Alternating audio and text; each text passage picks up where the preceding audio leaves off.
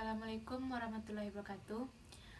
Alhamdulillahirrabbilalamin. Wassalatu wassalamu ala asrofil anbiya wal mursalin wa ala alihi washabihi rasulillahi ajma'in.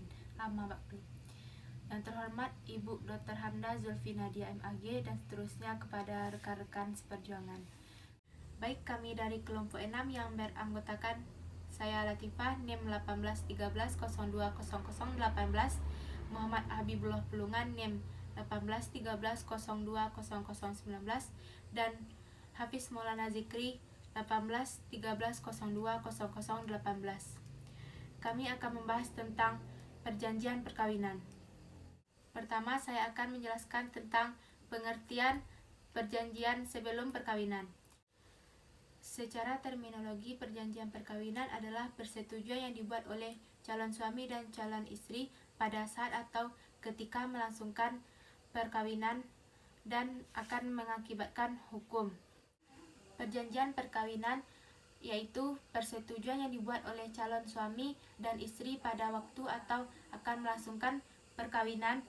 Masing-masing berjanji akan mentaati apa yang telah disepakati, yang disahkan oleh pegawai pencatat nikah. Selanjutnya yaitu tata cara perjanjian sebelum perkawinan. Yang pertama yaitu perjanjian perkawinan dibuat atas persetujuan calon suami dan calon istri. Yang kedua, perjanjian perkawinan dibuat secara tertulis. Yang ketiga, perjanjian perkawinan dibuat oleh pegawai pencatat pernikahan. Yang keempat, yaitu perjanjian perkawinan tidak dapat disahkan bila mana melanggar batas-batas hukum. Yang kelima, perjanjian perkawinan tidak dapat dirubah kecuali atas persetujuan antara calon suami dan calon istri dan tidak merugikan pihak ketiga. Yang keenam, perjanjian perkawinan dapat dicabut atas persetujuan suami istri dan wajib mendaftarkannya.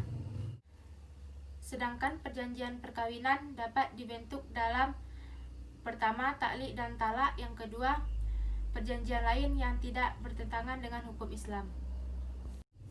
Taklik talak merupakan perjanjian yang diucapkan calon mempelai pria setelah akad nikah, yang dicantumkan dalam akta nikah berupa janji talak yang digantungkan kepada suatu keadaan tertentu yang mungkin terjadi pada masa yang akan datang.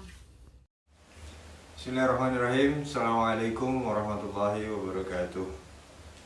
Baiklah, di sini saya akan melanjutkan materi kami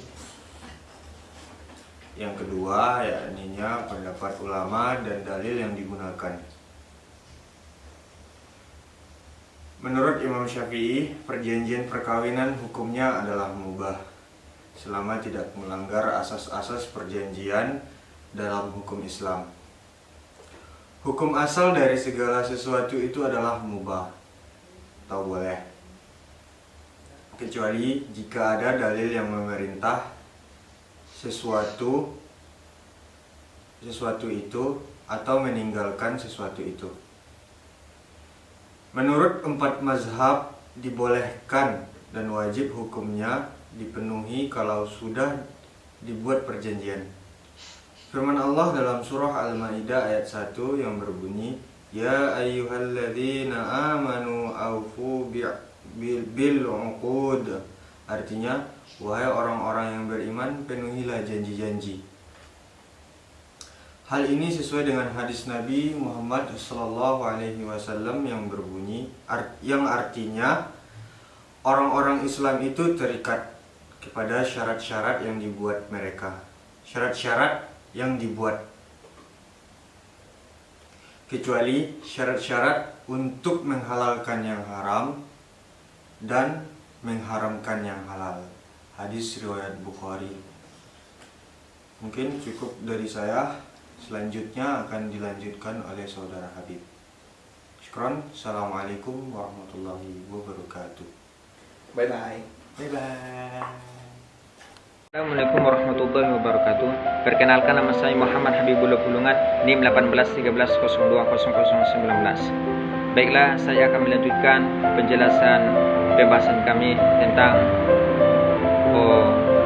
pendapat yang paling kuat. Pada dasarnya, hukum Islam tidak secara rinci menjelaskan perjanjian perkawinan.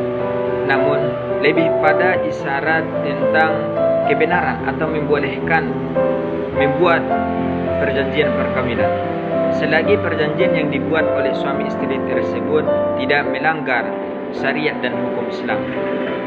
Meskipun di dalam Al-Quran dan hadis tidak menyebutkan secara rinci tentang hukum perjanjian perkawinan, namun para ulama sepakat bahwasanya hukum melakukan perjanjian perkawinan ini adalah mubah atau boleh. Sebagaimana kaidah usul fikih, di dalam kaidah usul fikih, al-aslu fil asya'i al-ibahah, asal segala sesuatu itu adalah boleh. Kemudian setelah dilakukannya perjanjian ini, maka hukum untuk melaksanakannya, menjalankan perjanjian ini adalah wajib. Karena di dalam agama Islam, menjalankan janji itu adalah wajib, dan munafik bagi mereka siapa yang meninggalkannya. Sebagaimana firman Allah Subhanahu wa taala, "Ya ayyuhalladzina amanu ufu bil uqud." Wahai orang-orang yang beriman, tepatilah janji-janjimu. Kemudian pendapat yang terkuat menurut kami pemakalah itu Quran surah An-Nisa ayat 21. Allah Subhanahu wa taala berfirman, "Wa kaifa ta'khudunahu wa qad ba'dukum ila ba'din wa akhadna mitsaqan ghalidzah." Di dalam ayat ini Allah menjelaskan mitsaqan ghalidzah, yaitu perjanjian yang kuat. Allah menjelaskan di dalam ayat ini bahwasanya pernikahan itu adalah sebuah perjanjian yang kuat. Setelah suami istri mengadakan akad, setelah suami istri selesai mengadakan akad, maka mereka sah dan terikat dalam sebuah perjanjian di dalam hak dan kewajiban mereka sebagai suami dan istri.